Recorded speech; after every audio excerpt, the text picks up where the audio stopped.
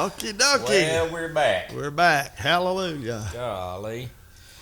Well, for people that wondered what happened to us, we had a death in the family, and when that happens, you just do what you got to do, and then you try to get back up on the horse, throws you off, and you may hurt, but you get back on it. So, at any rate, hopefully we'll be back here for a while until something else breaks in this year. Yeah. If we can dodge COVID. COVID, yeah. That's a. What a mess this year has been. That's the truth. I don't know that I've ever seen a year this bad. And we went through chemo and bone marrow transplant in Virginia, and that was a horrible time. But I mean, it's just like ever since I left Houston, they had the flood down there, and then this stuff hit, and then this last tragedy. It's just one thing after another, and hopefully this year will finally end. We don't have but like 4 more months of this year. Yeah.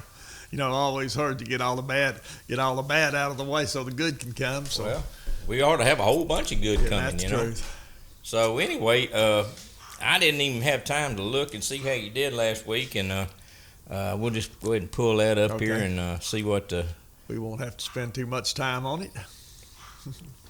What the results for last week, and it looks like Tim Gold did pretty good. Tim did good, yeah. He had 1475 total, and Randy Bunch is in there, and Galen Smith, and Don Overstreet. There's some that stay in there very consistently. And you got some pretty good competition in there. Sure do.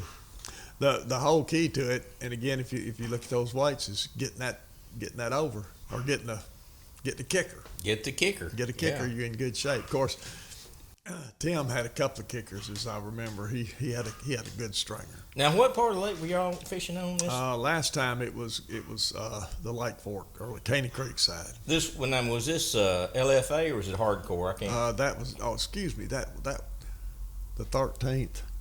The 13th was LFA. It was LFA. Yeah. Okay, so you could fish anywhere. Yeah, fish anywhere we wanted. And where were you fishing? I fished up in Glade. We went through there. That's like you had 4 fish. There. And I had a big fish on first thing in the morning, and when you lose that first fish and it's your big fish, you're in trouble. Yeah.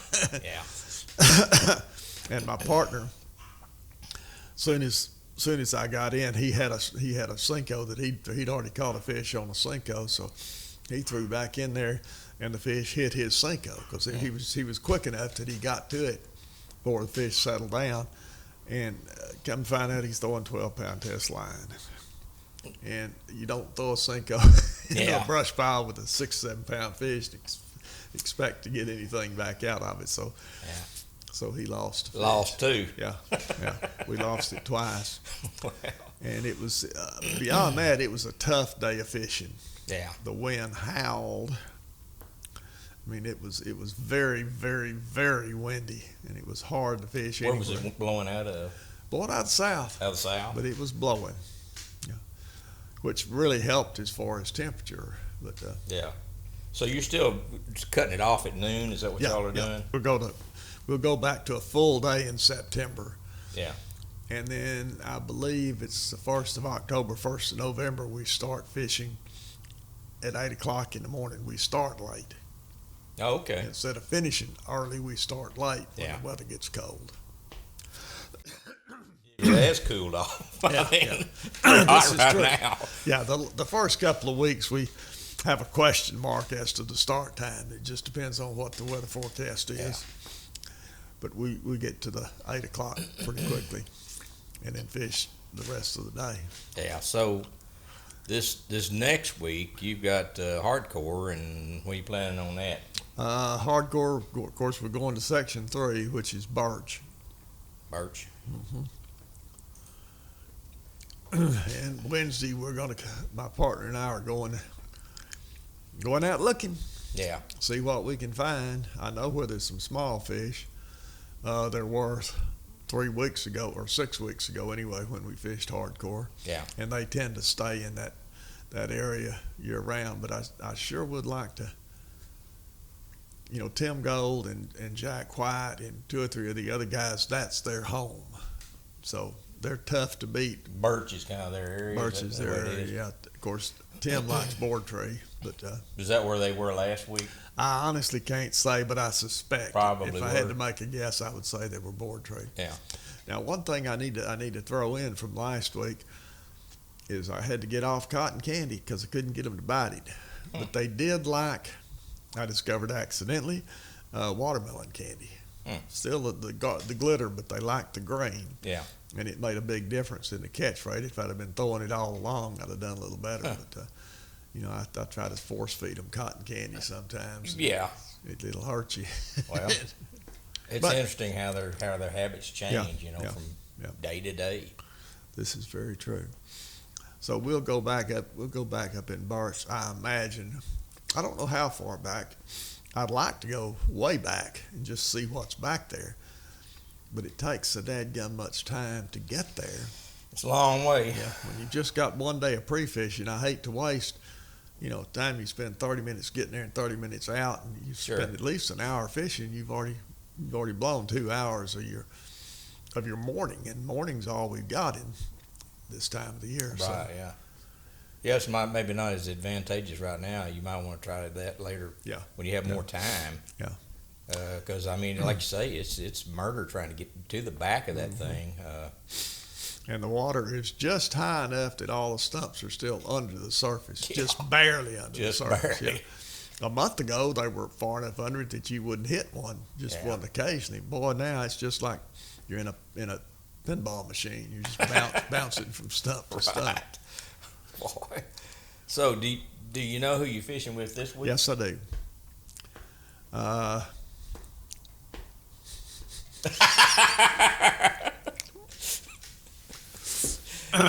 Let me find out. No, I need to give you a cheat sheet here. Yeah. So as we've already got it worked out as to James Wright. James Wright. That's a new guy, isn't it? Fairly new. James been around. Has he been around a while? Yeah. Okay. Did he fish? Okay, it's Rick Wright.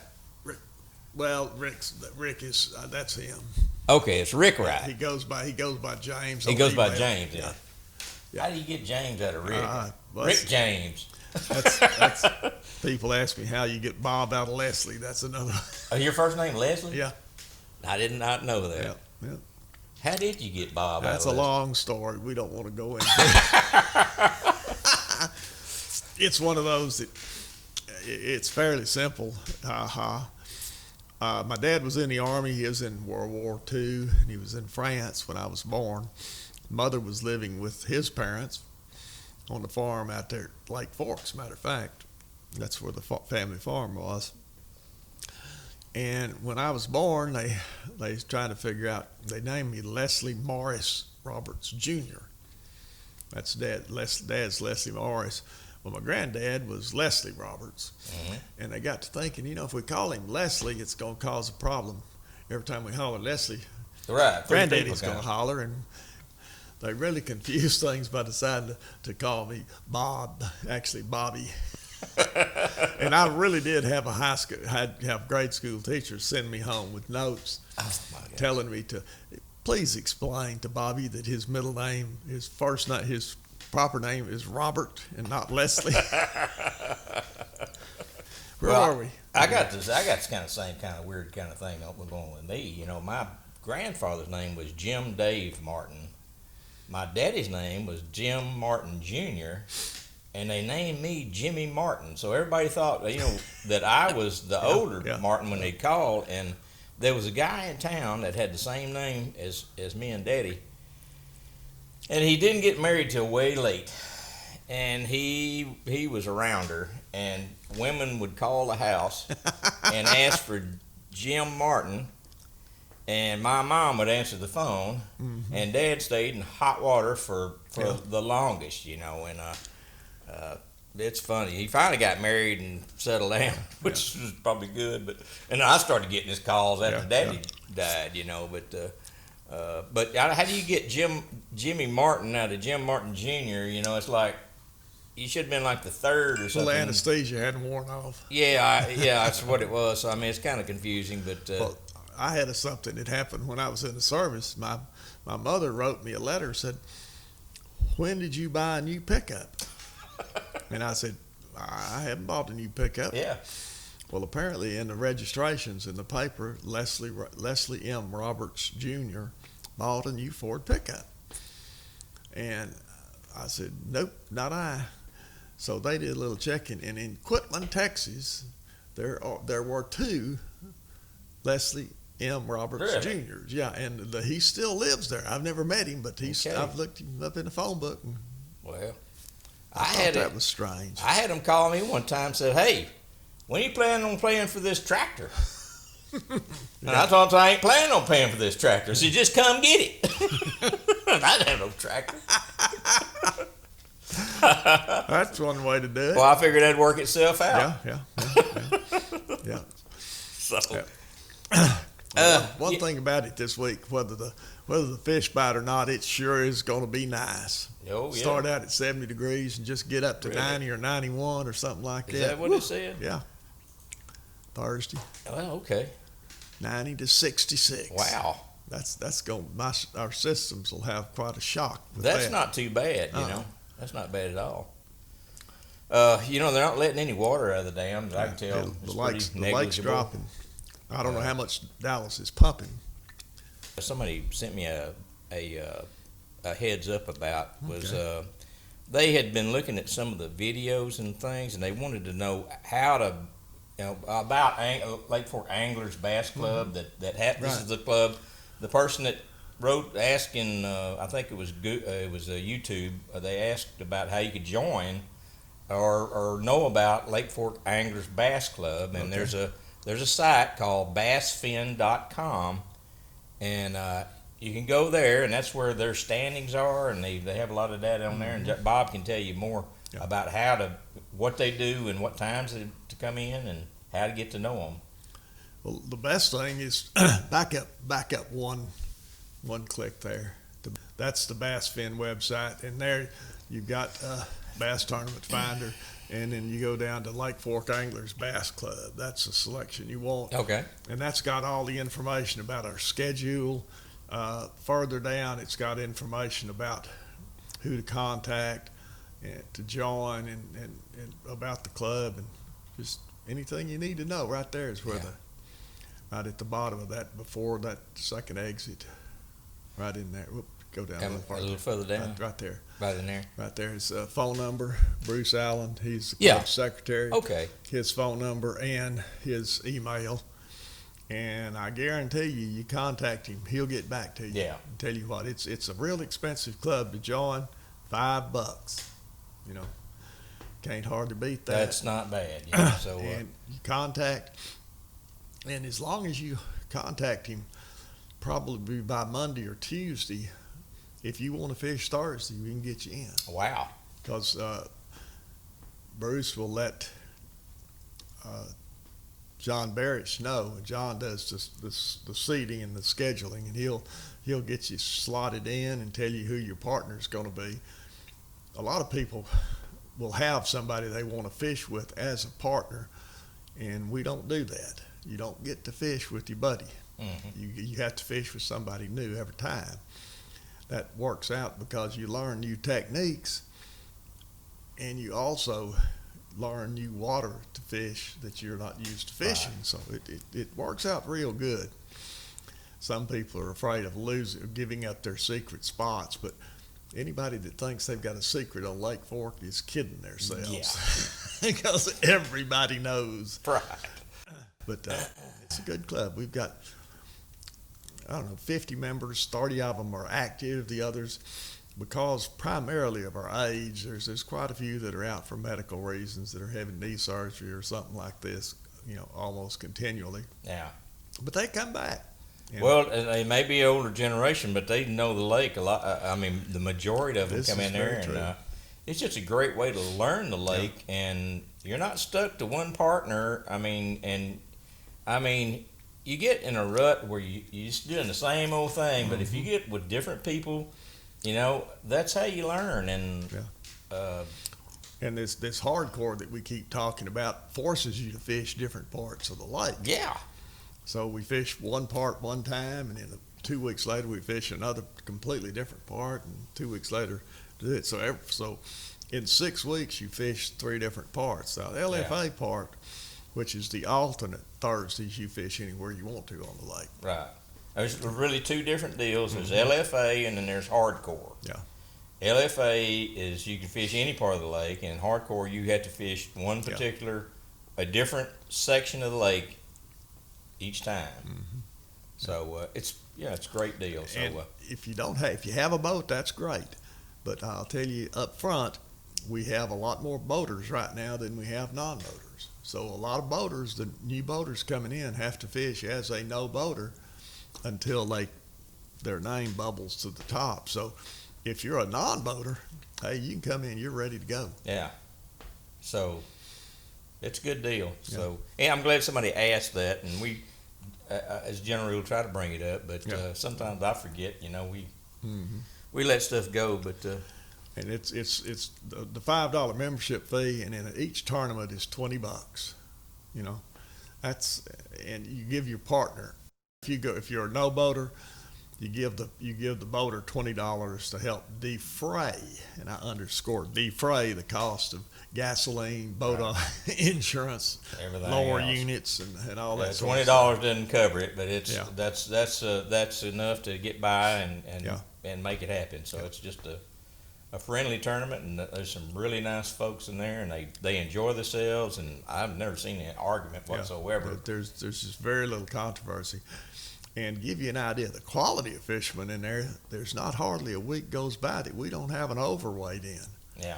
And overs don't come easy. Yeah. But the last 4 or 5 tournaments, we've had overs weighed in, and that's unusual when you've only got that many people fishing, because some of the big tournaments don't have many more than that. That's right. So just contact Bruce Allen and bassfin.com, and all the information's there, his telephone number and his email address. Either way, you get a hold of him, and he'll fix you up if you're interested in getting in that club. Yeah. So one thing that I was looking on Facebook this week, and it said something about they're reworking Eugene Ditch.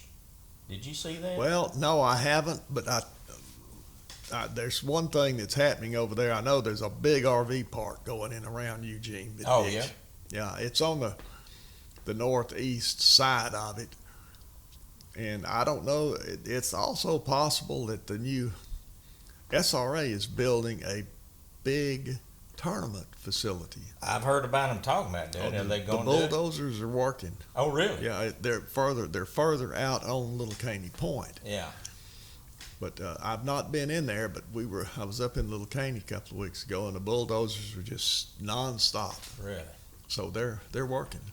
This is supposed to be a world-class type facility, what I understand, to where they can attract more BASS tournaments, and the big, right, and give everybody a first-class place to fish a tournament. Well, that's good. Other than it depends on how they address the habitat around that area that they're working, and that's a super area right there that it's a critical place of the entire lake, from as far as I'm concerned. But anyway, we'll see how that turns out. So, have you seen that? There's a Facebook. There's a little old deal. This old boy took a couch. He had a couch, and he took one of the cushions out and cut out a big square out of it, and then the bottom took it out of the bottom of it to where he could sit in that thing and stick it in here, like this. And then he had a set of legs that had blue jeans on there, and he pulled it up there. Yeah, I put it on my Facebook page. It's funny as the dickens. He put that up there and then put his shirt over the top of it. It looked just like his legs, And this little gal come in there, and this other boy, and they were just talking, and all of a sudden he took them legs and set it on top of her, and she liked to have a fit. Let me show you one that I've, if I can find it here. Let's see. It's not recent. I told you my grandson fished with me last week. Let me show you. He fished with me Tuesday afternoon. Monday afternoon, Tuesday, Wednesday, and Thursday. It took him till Tuesday to get to where he could do anything. But he did real good Wednesday, but Thursday didn't work out real well. Yeah. But this is a fish. I let him hold it, but I caught it. Oh yeah. Is a 23-incher. Yeah. On practice day, naturally. That's a good looking kid. Yeah. And fish. It's a nice fish. He lives on a lake down in Houston Oh. and fishes all the time. So was this on Fork you were That was fishing? Fork, yeah. Okay. Yeah, that was like I say, that was practice day. That was Wednesday, naturally. Yeah. We went back in there Thursday and didn't catch. I caught 2 more fish in the same place, but I saw one picture where you was chasing a gator out there. well, I wasn't really chasing it, but it was following me around. Yeah, Yeah. yeah. Up in Little Caney, I went back up in the back of it. I wasn't just fishing long, and I don't remember seeing that log over there. And I'm looking at that's not a log. It's about a 4-foot alligator, and he was just kind of moving along and following me. So I pulled over to him to take his picture. Of course, he headed off when I did. Wow.